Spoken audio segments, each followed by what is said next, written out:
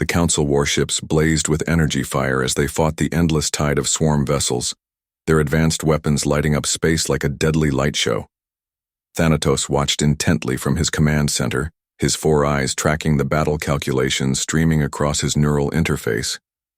Every outcome, every possibility, every strategic variable. He processed them all in seconds, his crystalline mind working overtime to find a solution to their dire situation. But nothing in his vast military database could explain the rust bucket of a ship that just warped into the combat zone, appearing like an ancient relic among the sleek council vessels. "What is that primitive vessel doing here?" Zara asked, her tentacles twitching with confusion and a hint of disdain. "It looks like it belongs in a museum." "Unknown," Unit 11's mechanical voice responded, emotionless as always. "Human designation, Thunder. Technology level, inferior. Tactical threat assessment, negligible. Recommendation, ignore." The human ship, despite its outdated design and visible patch jobs, moved with surprising agility through the chaos of battle. It positioned itself directly between the swarm's advance and the civilian evacuation corridor like a shepherd protecting its flock. "This is Captain Marcus Drake of the Thunder," a clear voice cut through all frequencies, somehow managing to sound both friendly and stern. "We will not stand idle while civilians die. You have one chance to withdraw. After that, things get messy." Commander Hayes's voice joined in from the bridge, tension evident in every word. "Drake, what the hell are you doing? Your ship can't take that kind of punishment. We're not equipped for this." Thanatos blinked all 4 eyes in succession, a rare display of confusion. The human vessel's shields wouldn't last 10 seconds against a swarm attack. Their weapons could barely scratch the enemy's armor. By every tactical measure, this was suicide. The numbers didn't lie. They were hopelessly outmatched. Yet there they stood, a single outdated ship facing down the might of the swarm, protecting ships they'd never met, filled with species they'd barely known existed. It defied all logic and reason. The swarm responded by launching another wave of attackers, their ships darkening the stars like a cloud of locusts. "So be it," Drake's voice came through again, steady and resolved. "Thunder Crew, battle stations, let's show them what humanity can do." As the Thunder's warning rang out across the battlefield, the swarm's response was swift, dark shapes breaking formation to intercept the human vessel. On the Thunder's bridge, Captain Marcus Drake braced himself, watching the approaching enemy ships. He turned to his crew, knowing their next decisions would define not only their fate, but that of countless civilians. On the Thunder's bridge, Captain Drake's fingers drummed against his chair as he addressed his crew. "Listen up, everyone. We're going to do something the swarm won't expect.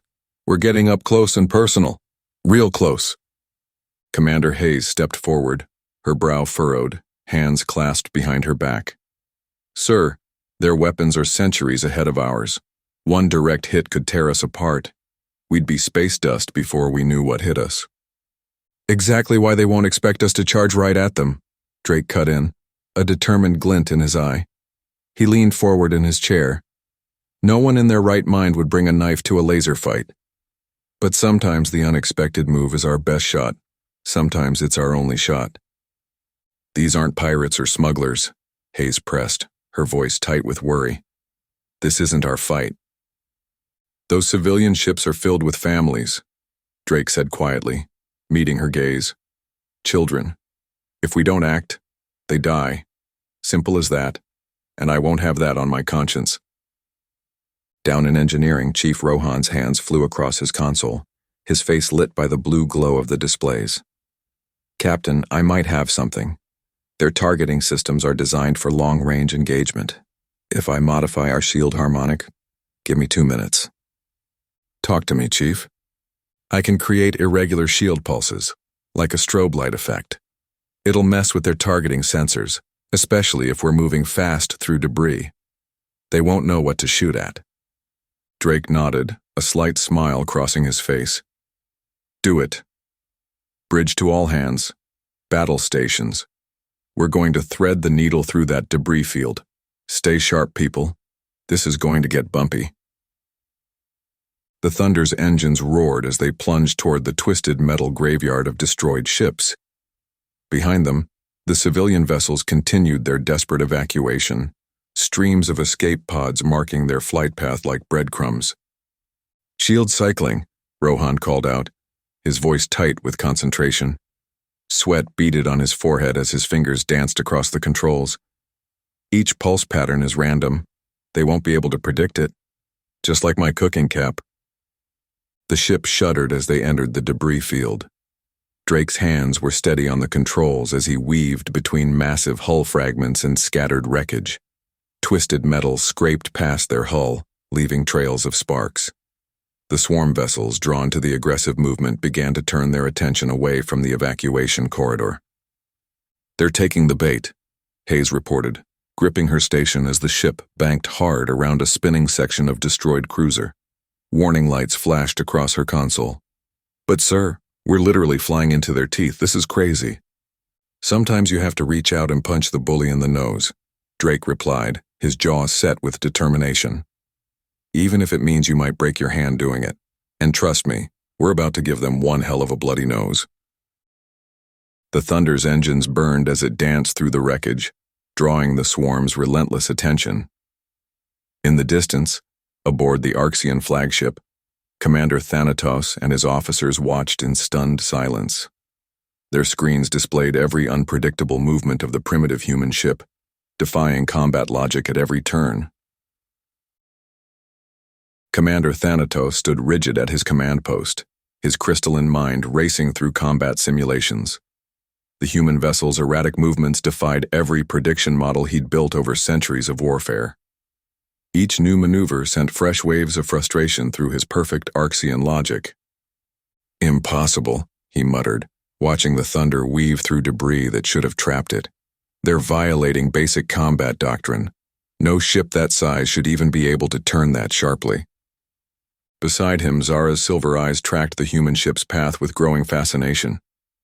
"Look at their shield frequencies," she said, gesturing to the data stream. "They're changing them.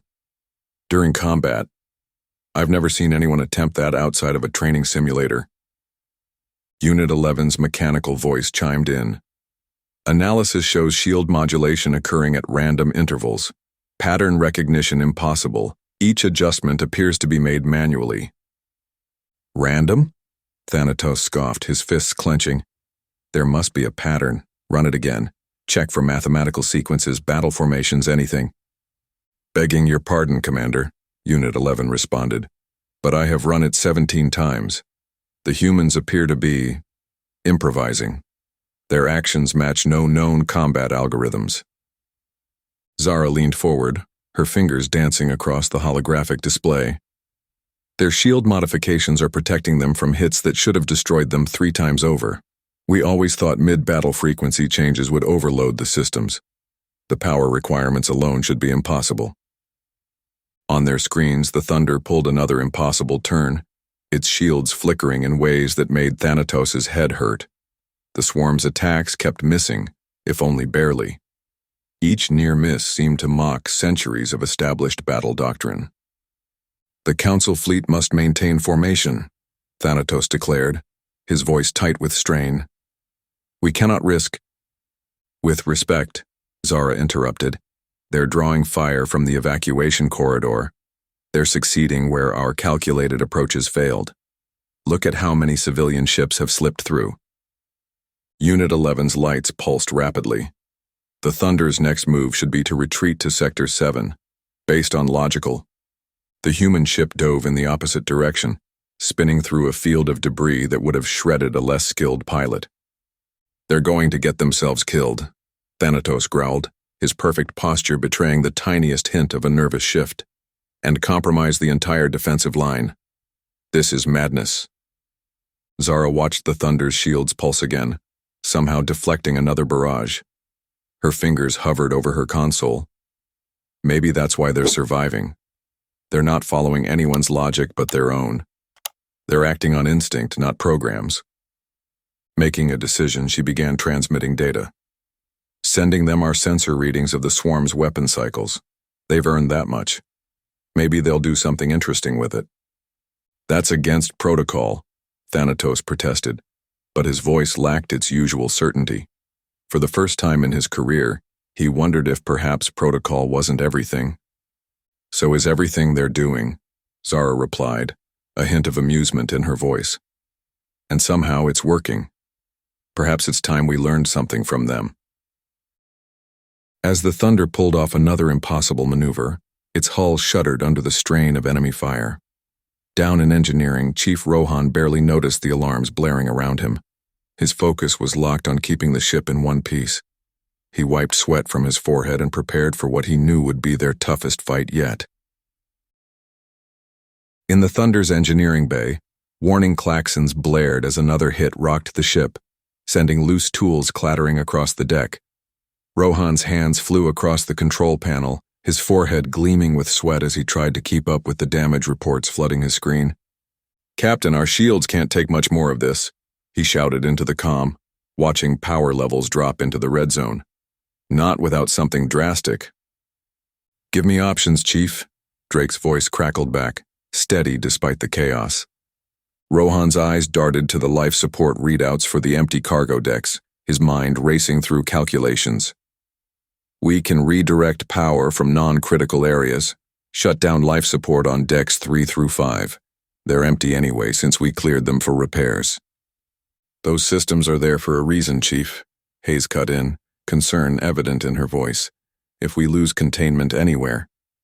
"Better no air in empty decks than no ship at all," Rohan replied, already mobilizing his engineering team with sharp hand signals. "Jackson, Martinez, help me reroute these power conduits. Thompson, watch those pressure readings." The engineering crew worked with desperate speed, bypassing safety protocols to channel every spare watt into the shields. Warning lights flashed as they crossed connections that were never meant to be crossed. The air grew thin in the affected decks as life support systems went dark one by one. On the bridge, Drake gripped his chair as another blast rattled the ship, making the deck plates groan. "Helm, on my mark, I want a full rotation on our lateral axis. Present the smallest target profile possible." "Sir?" The helmsman's eyes widened in disbelief. "That'll expose our underside. We'll be a sitting duck." "Just do it," Drake ordered, jaw set with determination. "Chief, be ready with those shields." The Thunder executed a stomach-churning flip, essentially turning sideways to the swarm vessels. The artificial gravity struggled to compensate, making everyone's ears pop. Through the view screen, Rohan could see the enemy ships adjusting their formation, clearly confused by the unorthodox maneuver that went against every combat doctrine they knew. "Energy spike," Hayes called out, her fingers flying across her tactical display. "They're charging something big, multiple signatures converging." Rohan's fingers danced across his console, redirecting power flows on the fly, pushing systems well past their safety limits. "Shields at maximum. But sir, we're losing atmosphere on deck 4. The strain is cracking the bulkheads." The swarm's energy lance, a massive beam of concentrated plasma, lashed out toward the Thunder like an angry serpent. For a moment, the bridge crew held their breath, many saying silent prayers. The modified shields flared brilliant blue as they caught the blast, the energy cascade looking like sheet lightning across the hull. The ship shuddered violently, but held together as Rohan's jury-rigged power system did its job. "Shields holding!" Rohan shouted triumphantly, pumping his fist in the air. "The power transfer worked." "Take that, you oversized bugs." Through the main view screen, they watched as the Council fleet finally began to move, apparently shocked into action by the Thunder's survival against impossible odds. Their sleek vessels advanced in perfect formation, weapons charging with an ominous glow. "Well, would you look at that?" Drake said with a tired smile, slumping back in his chair. "Looks like we got their attention. Guess sometimes you have to do something crazy to make new friends." The Thunder lurched violently as another plasma bolt seared its shields, and the swarm fighters continued their relentless assault. Then, as suddenly as it had begun, the tide of battle shifted. The Arxian cruisers, after witnessing the Thunder's reckless courage, moved into position, forming a protective screen around the civilian convoy. Rohan's eyes darted to the power distribution readouts, his fingers flying across the control panel. What if we sync our shield pulses with the council ships? Their energy readings are off the charts. If we time it right, we could create a ripple effect. It would be like throwing a stone in a pond, but with shields. On the bridge, Drake exchanged meaningful glances with Hayes. Her slight nod confirmed she saw the potential in the idea. "Coordinate with Zara," he ordered, leaning forward in his chair. "She seems most willing to work with us, and she actually answers our calls," he added with a wry smile. Through the viewport, the swarm vessels writhed like angry wasps, their formations breaking apart as more of their ships exploded in brilliant flashes. The Thunder's unorthodox tactics had scattered their previously perfect attack patterns into chaos. Ships spun and twisted, trying to regroup but failing. On his crystalline command deck, Thanatos observed the battle statistics with growing frustration. And something else. Fascination. His fingers tapped against his armrest as numbers and projections scrolled past. "The humans' shield modifications," he announced to his officers, keeping his tone neutral despite his inner turmoil. "They show merit. Implement similar frequency variations across our fleet. Now," Zara, monitoring from her ship, smiled as she channeled Viridian energy through their defensive grid. Her silver eyes sparkled with interest. "Fascinating," she murmured, studying how Rohan's engineering team had achieved their impossible shield modifications. Their primitive technology shouldn't be able to do that, and yet, they've managed something extraordinary. She replicated the frequency pattern but enhanced it with Viridian power. The combined effect rippled across the council ships like a wave of light, strengthening their defenses tenfold. The shields glowed with newfound strength, pulsing in perfect harmony. The swarm vessels pulled back, their synchronized attacks falling apart in the face of the unexpected alliance. Several of their ships vanished into hyperspace, retreating to regroup. The remaining vessels scattered like leaves in a storm. "Civilian evacuation complete," Unit 11's message flashed across all Allied displays, its artificial tone somehow carrying a hint of satisfaction. "Threat assessment indicates swarm forces withdrawing. Victory probability 98.9%. In the Thunder's ready room, Drake sank into his chair, exhaustion etched on his face. His uniform was wrinkled from hours at battle stations. Hayes handed him a cup of coffee, the steam rising between them. "Sir," she said quietly, watching him with concern. "I don't think anyone expected us to pull this off. Least of all the Council." "The Council's finally seeing what humans can bring to the table," Drake replied, taking a long sip of the bitter drink. "Even Thanatos had to adapt his tactics. Sometimes the best solutions aren't in any rulebook." "Incoming transmission from Commander Thanatos," the comm officer announced over the intercom. The Arxian commander's face appeared on screen. His crystalline features were as rigid as ever, but something had changed in his eyes. A new respect, perhaps, or at least consideration. "Your unconventional approach," Thanatos stated carefully, choosing each word with obvious thought, "proved effective against the swarm's standard patterns. The Council will be adjusting our defensive protocols accordingly. Your input will be considered." It was as close to a thank you as they were likely to get. Drake nodded respectfully, hiding his amusement. "Happy to help, Commander. We're stronger together." As the transmission ended, Hayes smiled, crossing her arms. "Not bad for a primitive species, wouldn't you say? Maybe next time they'll actually ask for our opinion first."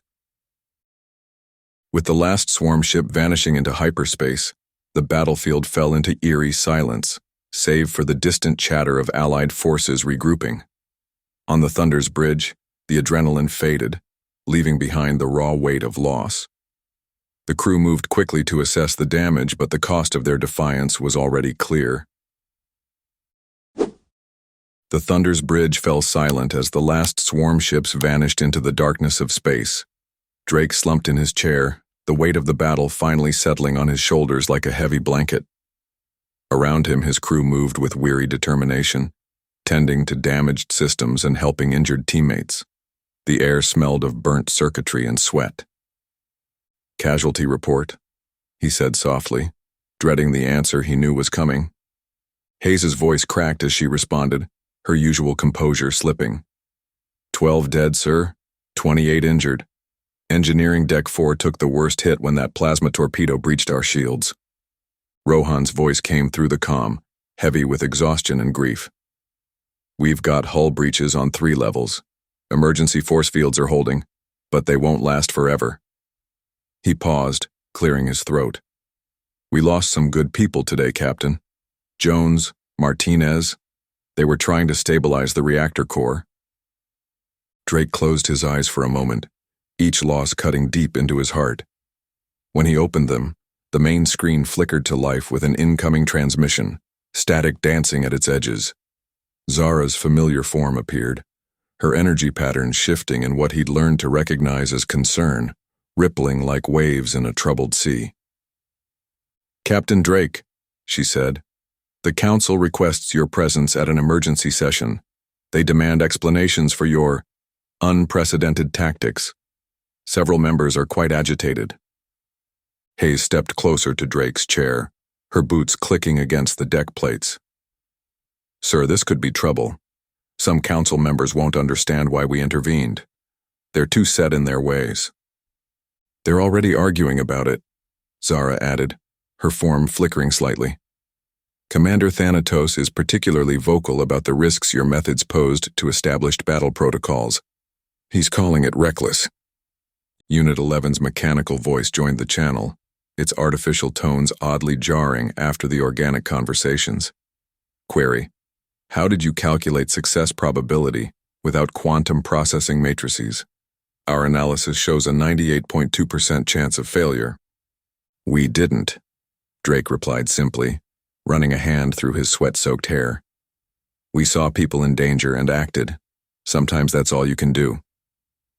Through the view screen, he could see the council ships maintaining their defensive positions, their sleek hulls untouched by battle. Their crews were no doubt watching the thunder, with a mixture of curiosity and wariness.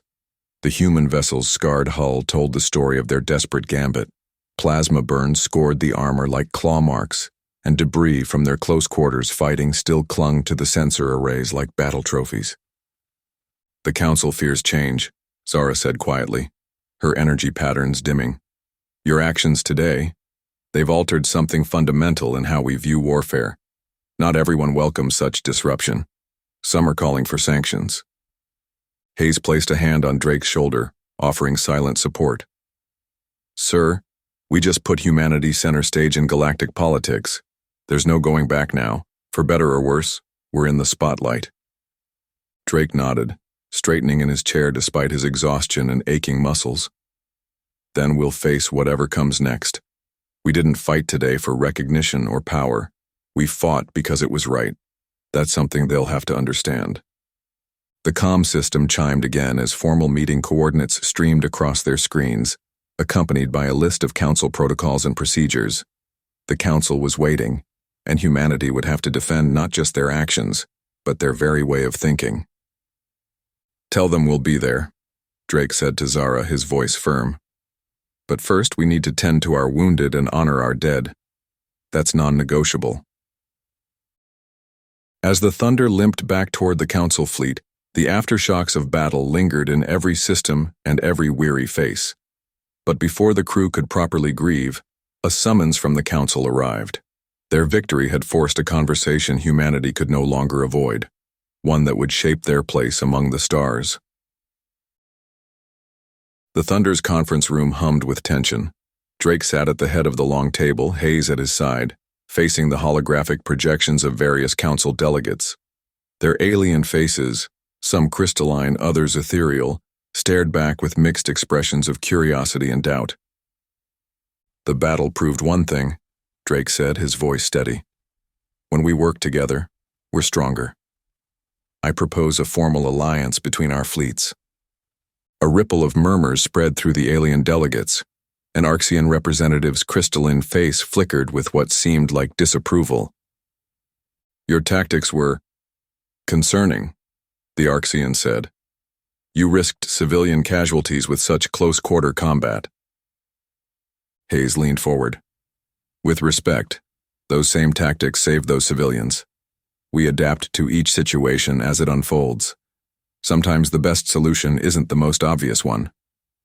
Improvisation, Thanatos spoke up, his hologram larger than the others. You deliberately chose unpredictable patterns to confuse the swarm's targeting systems.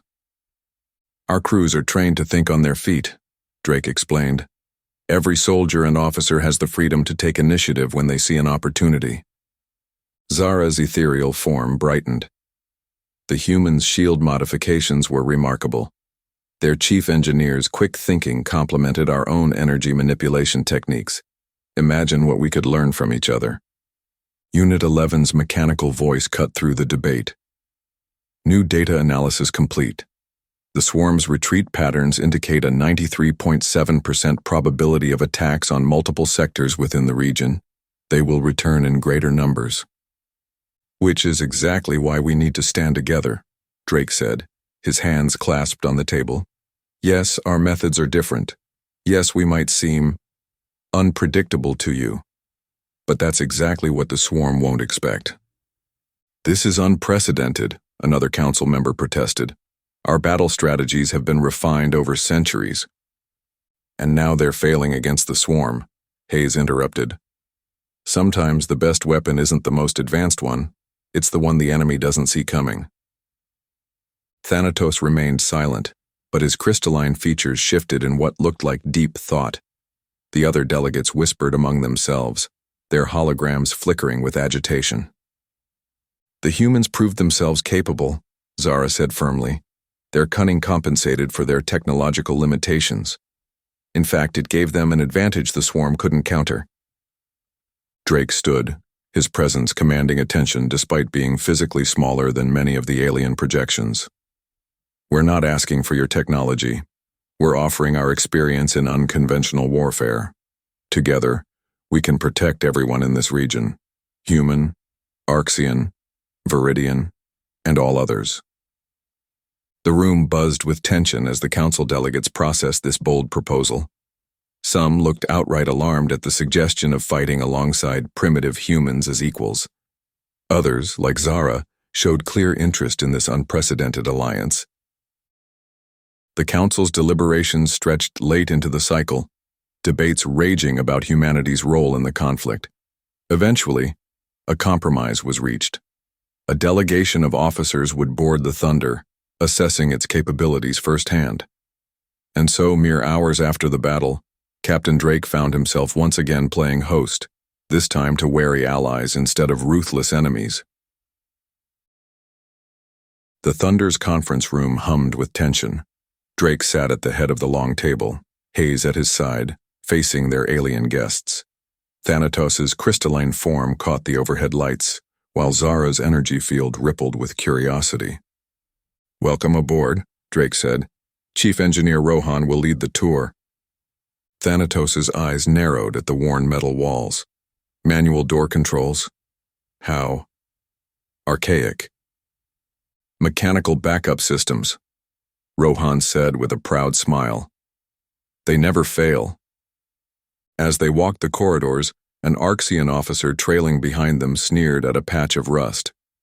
This vessel belongs in a museum. Hayes caught Drake's eye. He gave her a slight nod. They'd heard it all before.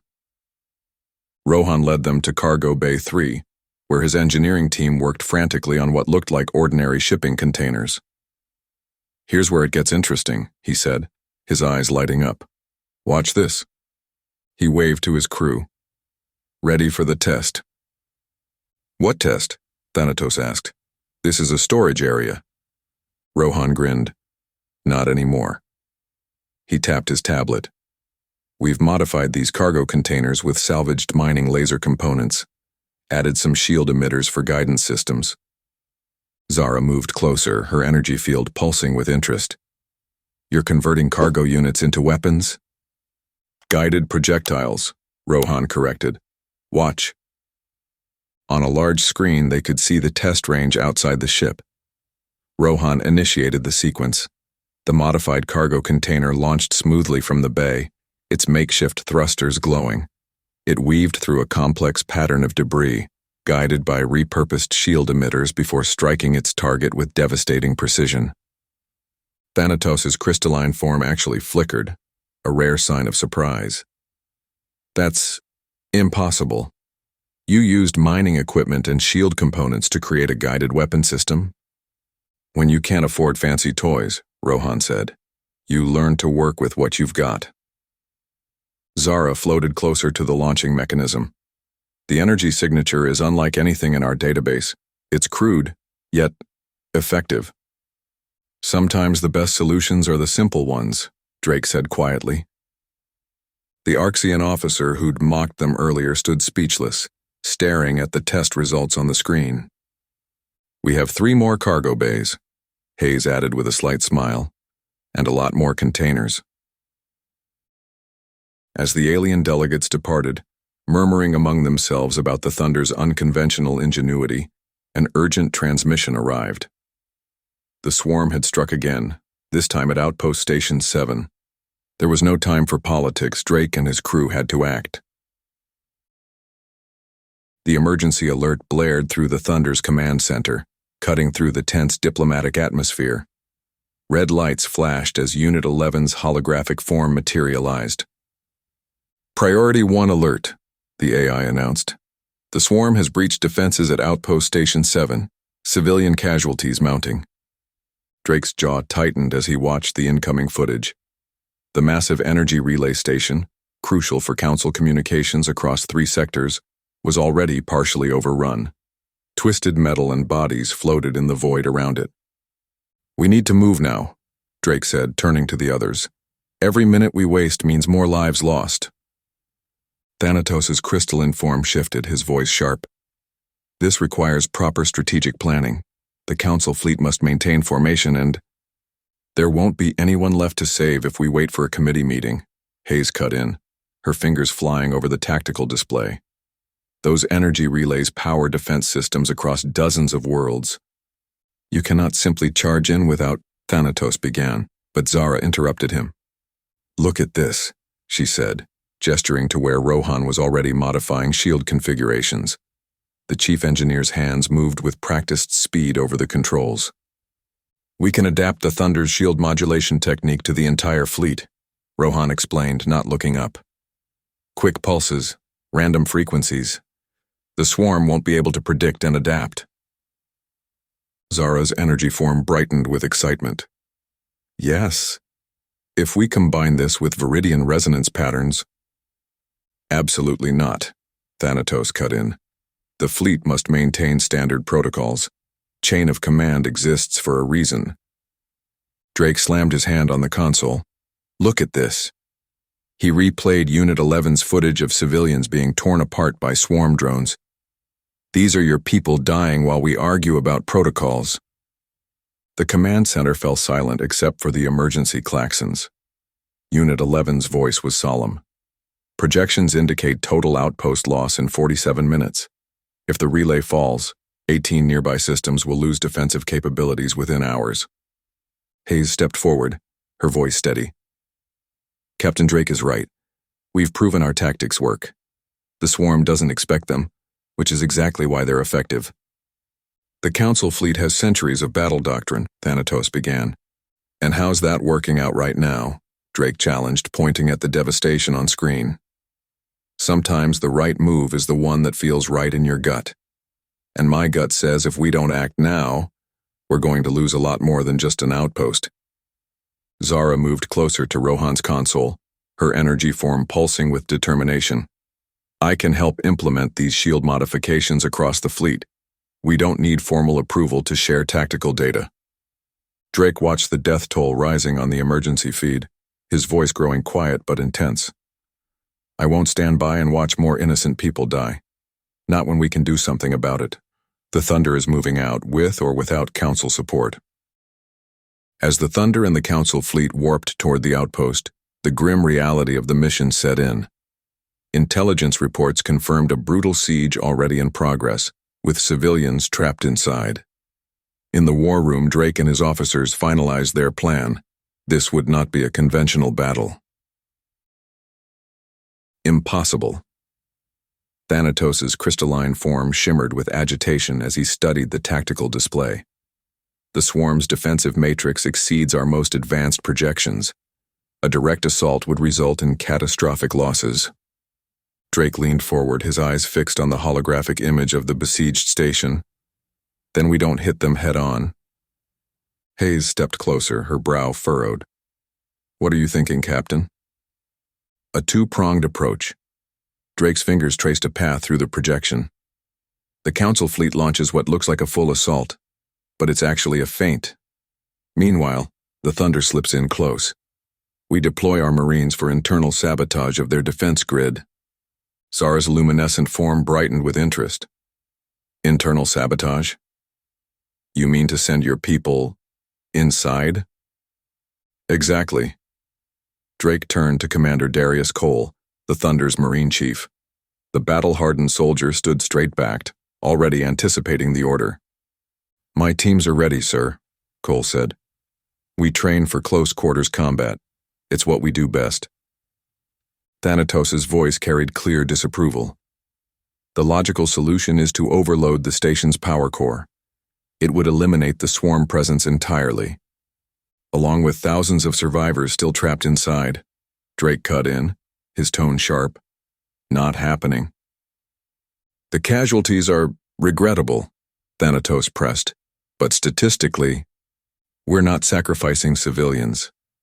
Drake's voice was quiet but firm. There's always another way. Rohan spoke up from his engineering station. Captain, if we can get our people inside, I might have an idea. The station's internal systems are similar to old Earth designs. We could rig a localized feedback pulse, knock out their defenses without destroying the core. The risk to your boarding teams would be extreme, Thanatos noted. The logical choice. Sometimes logic isn't enough, Hayes interrupted. Sometimes you have to trust your gut. Cole's Marines were already checking their gear, faces grim but determined. They knew the odds, knew what waited inside those corridors, but not one of them hesitated. This is suicide, Thanatos declared. Drake met the Arxian commander's gaze. Number, this is humanity. We don't abandon people who need help, and we don't accept necessary casualties. Not while we can still fight. Zara moved closer to the tactical display, her energy form rippling with curiosity. Your people would willingly enter close combat with the swarm, even knowing their technological superiority? Especially then, Cole answered, checking his rifle. The swarm hasn't met human Marines in close quarters yet. They're in for a surprise. With the Council fleet engaging the swarm forces in orbit, the Thunder deployed its boarding teams. Inside the drop pod, Commander Cole and his Marines steadied themselves, weapons ready. The doors hissed open and they were met not with empty halls but a battlefield of horrors. The Thunder's drop pod slammed into the station's outer hull with a thunderous crash. Commander Cole steadied himself as his Marines poured out, their boots clanking against metal floors. Old-school weapons only, Cole barked, checking his rifle. These bugs are used to fancy energy beams. Let's show them what lead can do. Through his earpiece, Rohan's voice crackled. I'm working on the security feeds. Zara's helping me redirect the automated defenses. Watch for friendly turrets. They'll be marked in green. The first wave of swarm drones rounded the corner. Their chitinous armor gleamed, clearly designed to deflect energy weapons. Cole's team opened fire with their ballistic rifles. The sound of gunfire echoed through the corridors as bullets tore through the unprepared aliens. They never expected simple bullets, Cole muttered with grim satisfaction. Commander, Private Jenkins called out. Movement in the service tunnels, but it's not swarm. Cole's team found a group of terrified alien civilians huddled in a maintenance shaft. Their translator struggled with their clicking language, but their fear needed no interpretation. Hayes' voice came through the comm. Cole, primary objective is the control room. We need those defenses down now. Cole looked at the survivors, then at his mission timer. Ma'am, requesting permission to escort civilians to safety first. A pause. Then Drake's voice. Do it fast, Commander. We'll buy you time. They lost precious minutes guiding the survivors to a secure area. When they finally reached the control room, swarm reinforcements were already closing in. Breach charge, Cole ordered. The door blew inward, and his Marines stormed through, taking the surprised swarm defenders completely by surprise. Control room secured, Cole reported as his team barricaded the entrance. Rohan, we need that hack now. Working on it, the engineer replied. Zara's energy manipulation is helping, but these systems are... An explosion rocked the corridor outside. You've got company coming.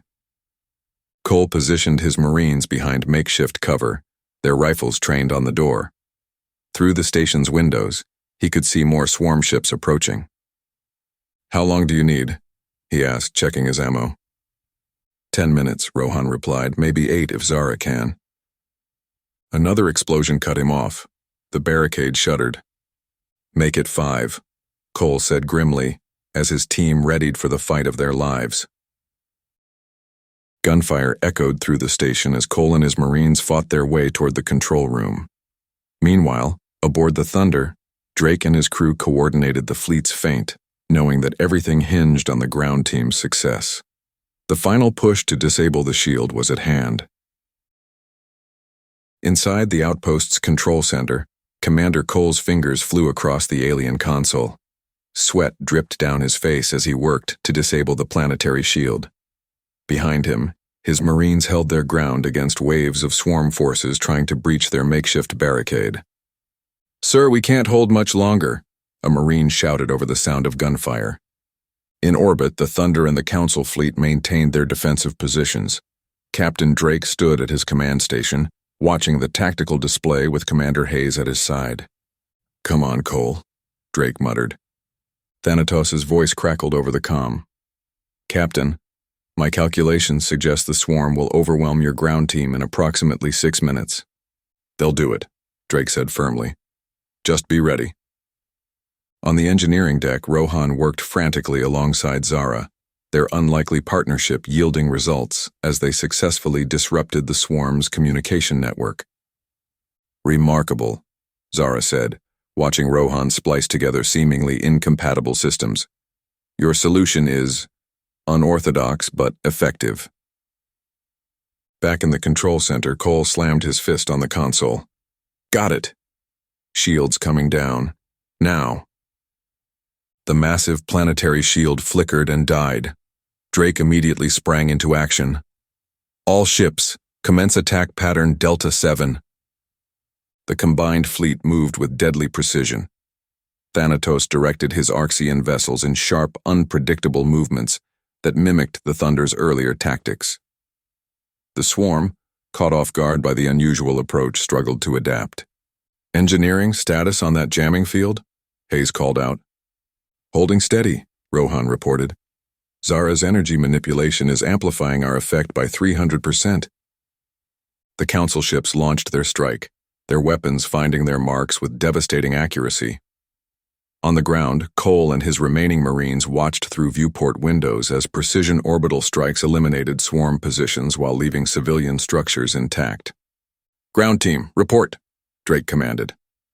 Cole's voice came through, tired but triumphant. Mission accomplished, sir. Shield is down, and we've secured the control center. Lost 4 good people, but we did it. The combined fleet's attack continued, methodically destroying the swarm's foothold on the outpost. Thanatos' voice carried a hint of admiration as he spoke. I must admit, Captain, your tactics have proven most effective. Unit 11's analysis scrolled across the main display. Swarm ground forces, 89% eliminated. Remaining units in full retreat. Drake allowed himself a small smile as he watched the last swarm ships flee the system. The victory had come at a cost, but the unlikely alliance between humans and the Council had proven its worth. As the last swarm vessels retreated, exhausted cheers rang out across the fleet. Yet even in victory, new warnings flooded the command screens. The swarm was not finished. They were regrouping, and this time they were coming in force. The victory celebration aboard the Thunder was cut short by Unit 11's urgent transmission. The AI's holographic form flickered with unusual intensity. Priority alert. Mass swarm signatures detected. Scale unprecedented. Drake leaned forward in his chair. Show us. A 3D star map materialized, revealing a massive red cluster moving through space. Hayes's face paled. That's not a fleet. That's an armada. Correct. Unit 11 confirmed. Current trajectory indicates Council core worlds as primary targets. Estimated arrival, 6 standard days. The Council chamber erupted in chaos. Species that had maintained centuries of careful diplomacy now shouted over each other in panic. Silence. Thanatos' voice cut through the noise. He turned to Drake. Captain, your tactics have proven effective. What do you suggest? Drake stood, addressing the gathered leaders. We've shown what we can accomplish together. The Thunder's unconventional approach, combined with Arxian precision and Viridian energy manipulation, it works. But we need more. Every ship, every resource. You expect us to place our entire defense under human command? An Arxian elder scoffed. Zara stepped forward. I've witnessed their capabilities firsthand. The humans possess something we lack: adaptability in chaos. The swarm learns and adapts, Thanatos added, surprising everyone. Traditional tactics fail. But the humans. He paused, choosing his words carefully. They think differently. They see possibilities we don't. Billions of lives are at stake, Hayes said. We don't have time for pride or politics. The Council's supreme leader rose. The humans have proven themselves, not just their bravery, but their moral compass. They risked everything to save civilians they'd never met. She turned to Drake. Captain, will you help us coordinate our combined defense? Drake nodded solemnly. We'll need every ship we can muster, and we'll need to throw out the standard battle protocols. The swarm expects those. Rohan, who had been quietly running calculations, spoke up. If we can replicate our shield modifications across the entire fleet. He shared a meaningful look with Zara. Yes, Zara agreed. We could enhance everyone's defensive capabilities, but it would require extensive cooperation between all our engineering teams. Unit 11 projected new data. The swarm force is larger than anything in our records. Standard probability matrices suggest survival chances are minimal. Good thing we don't play by standard rules, Drake said with a grim smile. The council chamber grew quiet as the reality sank in. This wasn't just another battle. It was possibly the last stand for their entire civilization. The supreme leader's voice rang out. Let it be recorded. The council formally acknowledges humanity as full allies in this war. Captain Drake, we place our trust in you. The War Council's chamber hummed with tension, every species present now fully aware of the storm that was coming. Plans were drafted, fleets were mobilized, and humanity, once dismissed as insignificant, now stood at the center of the coming war. The victory celebration aboard the Thunder was cut short by Unit 11's urgent transmission. The AI's holographic form flickered in the command center, its usually calm voice tinged with concern. Captain Drake, council members, our long-range sensors have detected something troubling. The room fell silent. Drake leaned forward in his chair, while Hayes moved closer to the display screen. Thanatos and Zara exchanged worried glances. Show us, Drake said quietly. The holographic display lit up with a mass of red dots, thousands of them, moving as one terrible wave through space. Unit 11's calculations scrolled alongside the image. By the stars, Zara whispered. There must be tens of thousands of swarm ships. Their trajectory? Thanatos asked, his crystalline features rigid with tension. They're heading directly for the Council's core worlds, Unit 11 confirmed. Estimated arrival, 6 standard days. An older council member slammed his fist on the table. This is what comes of breaking with tradition. These humans and their reckless tactics have provoked the swarm into showing their true strength, Drake cut in, his voice steady but firm. They were always coming. At least now we know about it, and we're ready to face them together. Hayes pulled up population data on a secondary screen. There are billions of civilians in those systems. If we don't stop the swarm, we will stop them, Drake said. He turned to face the assembled council leaders. But only if we work as one. Our different approaches combined are stronger than any single strategy. Thanatos stepped forward, surprising everyone. Captain Drake is correct. I've seen it myself. The swarm adapts to predictable tactics. But when we merged Arxian precision with human unpredictability, we achieved what neither of us could alone. Several council members muttered among themselves, but Drake could see the shift in their expressions. Fear was giving way to determination. The Thunder's crew has proven themselves, Zara added. Their innovations with shield harmonics alone have given us advantages we never imagined. And yet some of you still see us as primitive upstarts, Drake said, standing to address the room. Maybe we are, but we're upstarts who've helped save your people, who've bled alongside you, and we're ready to do it again. The room fell silent. Even the skeptical council members couldn't deny the truth of his words. Unit 11's hologram pulsed softly as it projected new tactical displays. The swarm is coming, Drake continued. We can face them divided and die, or stand together and have a chance. Those are our only options. One by one, the council members nodded. The time for doubt was over.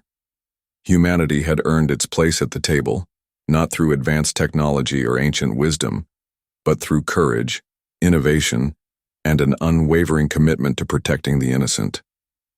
The galaxy's greatest battle was coming, but for the first time, its peoples would face it truly united. The final battle was no longer a distant concern, it was imminent. The combined fleet launched from their rally points, setting course for the Nexus expanse. It was there, in the depths of chaos, that they would make their stand. The combined fleet moved through space like a deadly dance of stars. On the Thunder's bridge, Drake studied the tactical display showing their destination, the Nexus expanse, a region of space where ancient battles had left a graveyard of derelict ships and twisted metal, all wrapped in unpredictable energy storms. Sir, Hayes said, looking up from her station, the last battle group has confirmed their readiness. Shield modifications are being distributed across the fleet. Drake nodded, his eyes fixed on the swirling chaos ahead. Rohan, how are the shield adaptations holding up? Better than expected, Captain.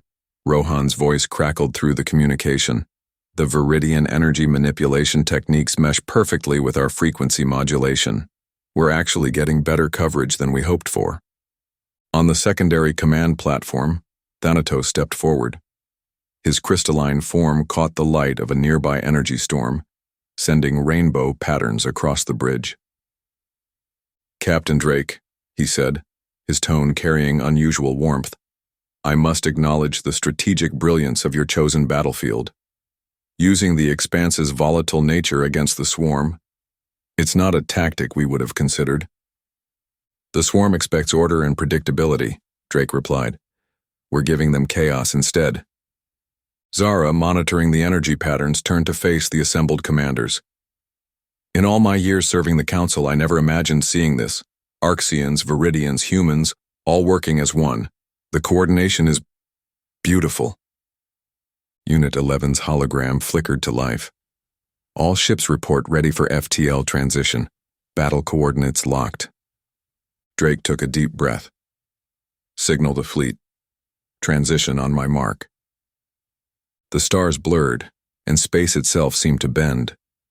When reality snapped back into focus, they found themselves surrounded by the full might of the Expanse.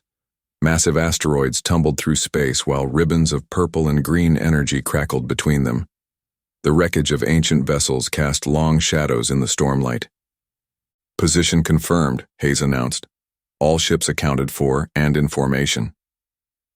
Drake stood, taking in the view. The combined fleet spread out before them, sleek Arxian vessels, graceful Viridian ships, and the sturdy forms of human warships. Each had its place, each knew its role, and each was ready to face what came next. "This is where we make our stand," Drake said quietly. "Right here in the heart of chaos." The Nexus expanse stretched before them, a battlefield shaped by ancient wreckage and unstable energy storms. As the fleet settled into formation, sensors flared with warning. The swarm had arrived, and they were ready for war. Drake watched as the first wave of modified cargo ships drifted toward the swarm fleet. Each vessel had been rigged with Rohan's sensor scrambling devices and Zara's energy signature manipulators. "All ships execute pattern Delta," Drake ordered. "Remember your training." The cargo ships suddenly blazed with phantom energy readings, creating the illusion of multiple battle cruisers. The swarm vessels hesitated, their targeting systems confused by the contradictory data. "It's working," Hayes reported, a rare smile crossing her face. "Their formation is breaking up." Thanatos' voice crackled over the comm.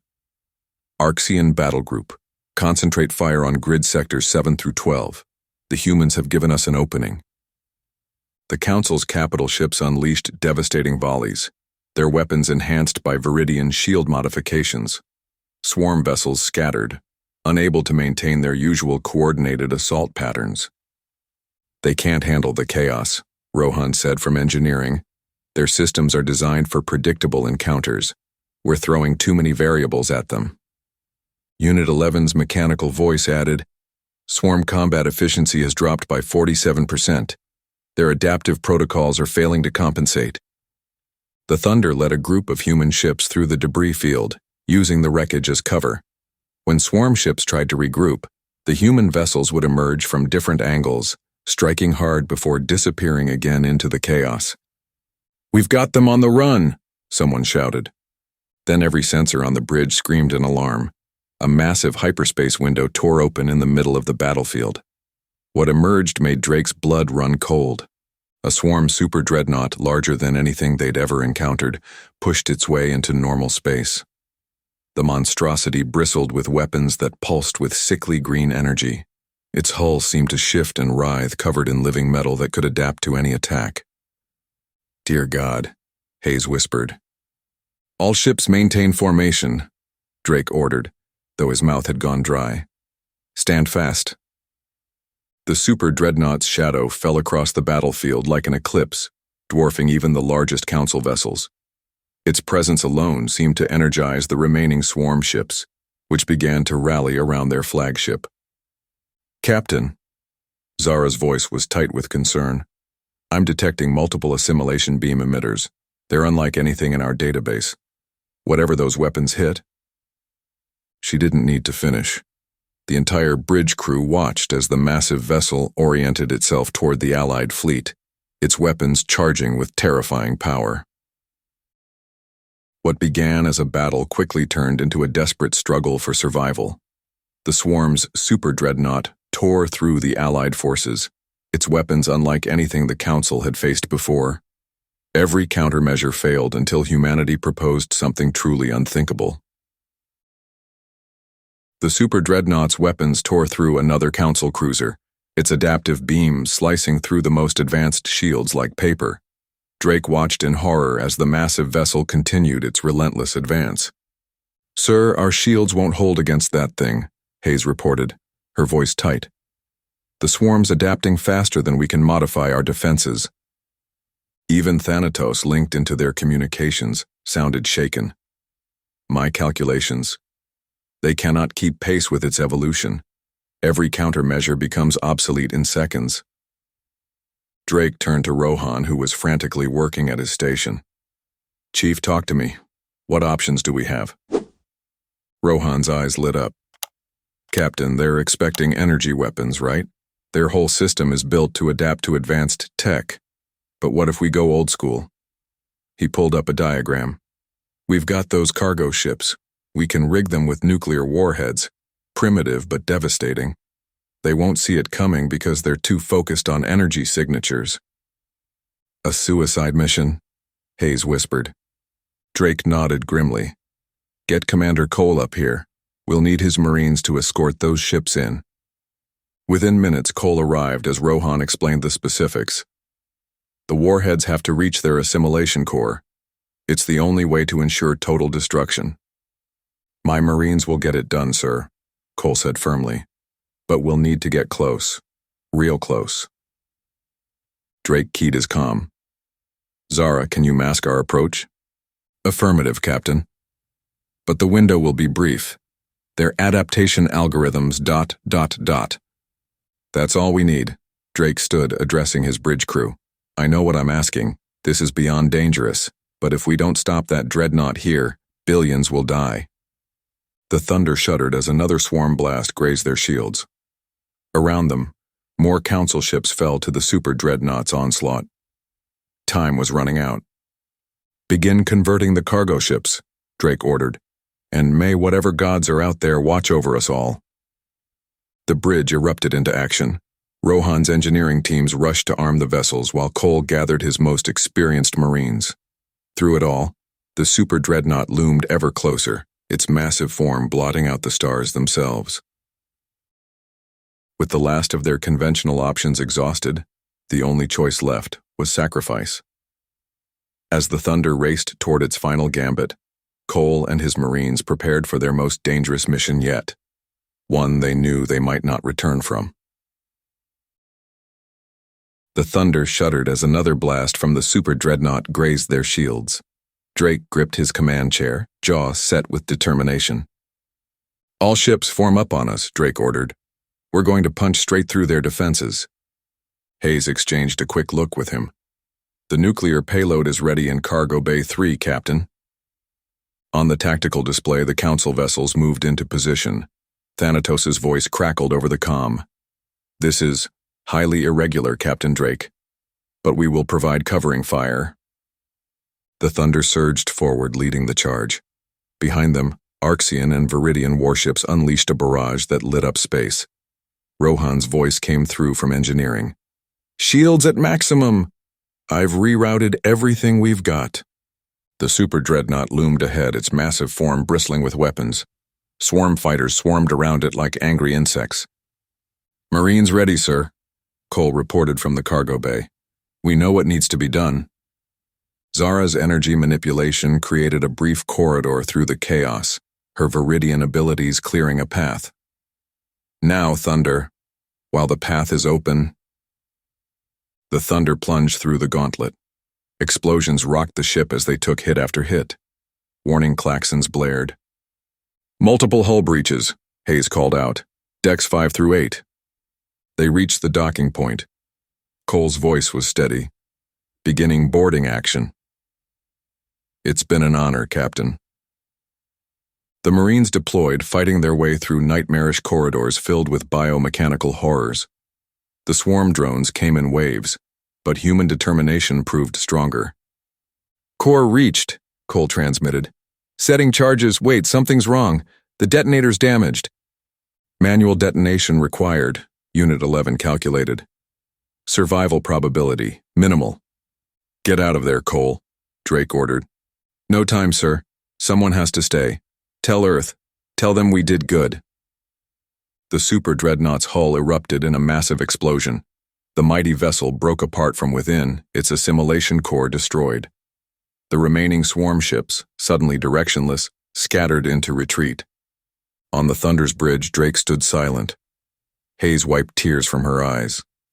Through the comm, they heard Thanatos speak, his voice filled with newfound respect. There are no calculations that could have predicted such sacrifice. The battle was over. Humanity had proven itself not through superior technology, but through raw courage and an unshakable will to protect others at any cost. If you enjoyed the story of Jonathan, I handpicked this next story that you will enjoy. Please don't miss this one. Click here to watch it.